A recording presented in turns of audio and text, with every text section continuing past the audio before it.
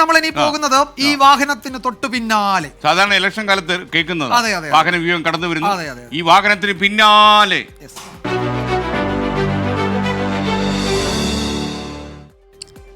കേരള രാഷ്ട്രീയത്തിലെ പല വമ്പന്മാരും പരാജയത്തിന്റെ കൈപ്പിന്നിരറിഞ്ഞ മണ്ഡലമാണ് തിരുവനന്തപുരം.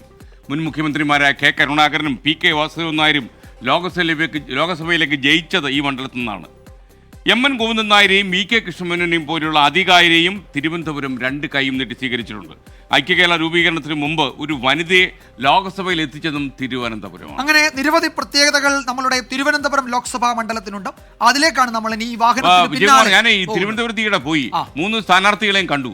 3 സ്ഥാനാർത്ഥികളെയും കണ്ടപ്പോൾ ഞാൻ നേരത്തെ പറഞ്ഞതുപോലെ, കഴിഞ്ഞ സ്റ്റണ്ടിൽ പറഞ്ഞതുപോലെ, ഈ സ്ഥാനാർത്ഥികൾ ഈ മത്സരത്തിന്റെ കടുപ്പം കൂടിക്കൊണ്ടോ കണ്ടാ ചിരിക്കത്തില്ല. അവര് ആ രീതിയിലായി. പണ്ടൊക്കെ എന്ന് വെച്ചാൽ ഈ തെരഞ്ഞെടുപ്പ് കാലത്ത് കെട്ടിപ്പിടിയൊക്കെ ഉണ്ടല്ലോ ഈ വിരുദ്ധ മുന്നണിയിലുള്ളവരും. അപ്പൊ തുടക്കത്തിൽ തന്നെ ഇത്രയും കടുത്ത പോരാട്ടം, വളരെ വാശി. മാത്രമല്ല ഞാൻ ചോദിച്ചു ഇത്രയും ദിവസങ്ങളൊക്കെ ഇല്ലെന്ന് ചോദിച്ചപ്പോൾ അതാണ് ഇപ്പൊ ഞങ്ങളുടെ ഏറ്റവും വലിയ തലവേദന. കണ്ടാമിണ്ടാത്ത അവസ്ഥയിലെത്തി ഇപ്പോഴേ. തീർച്ചയായിട്ടും. അപ്പോ തിരുവനന്തപുരത്തെ തീപാറുന്ന പോരാട്ടത്തിലേക്ക്. തെരഞ്ഞെടുപ്പ് ചരിത്രത്തിൽ തിരുവനന്തപുരം മണ്ഡലത്തിന് പ്രത്യേകതകളേറെയാണ്. ഐക്യകേരളം രൂപപ്പെടുന്നതിന് മുമ്പ് 1952 ആദ്യ ലോക്സഭാ തെരഞ്ഞെടുപ്പിൽ തന്നെ അട്ടിമറി കൊണ്ട് ശ്രദ്ധേയമായതാണ് ഈ മണ്ഡലം.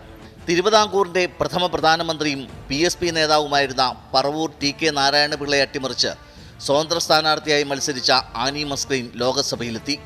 1957 രണ്ടാം മത്സരത്തിൽ ആനി മസ്ക്രീനെ തിരുവനന്തപുരം നിഷ്കരണം കൈവിട്ടു.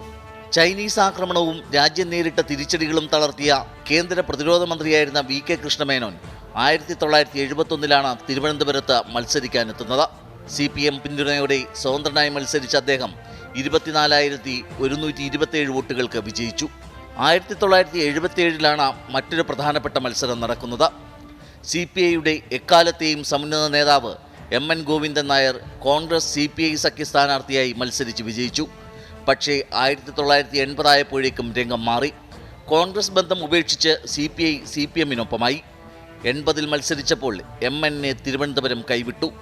നീലലോഹിതദാസൻ നാടാർക്കായിരുന്നു അട്ടിമറി വിജയം. അടിയന്തരാവസ്ഥയ്ക്ക് ശേഷം നടക്കുന്ന തെരഞ്ഞെടുപ്പാണ്. അക്കുറി തിരുവനന്തപുരത്ത് മത്സരിച്ചത് M.N. Govindan Nair.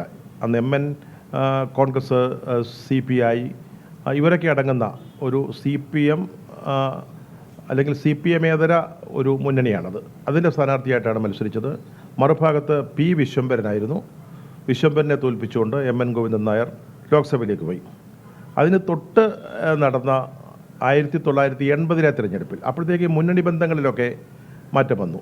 CPI CPM Congress A മുതലായ പാർട്ടികൾ ചേർന്നുള്ള ഒരു ഇടതുമുന്നണിയാണ് 80 തിരഞ്ഞെടുപ്പിൽ മത്സരിച്ചത്. അപ്പോൾ ആ മുന്നണിയുടെ സ്ഥാനാർത്ഥിയായിട്ട് M.N. ഗോവിന്ദൻ നായർ വീണ്ടും മത്സരിച്ചു.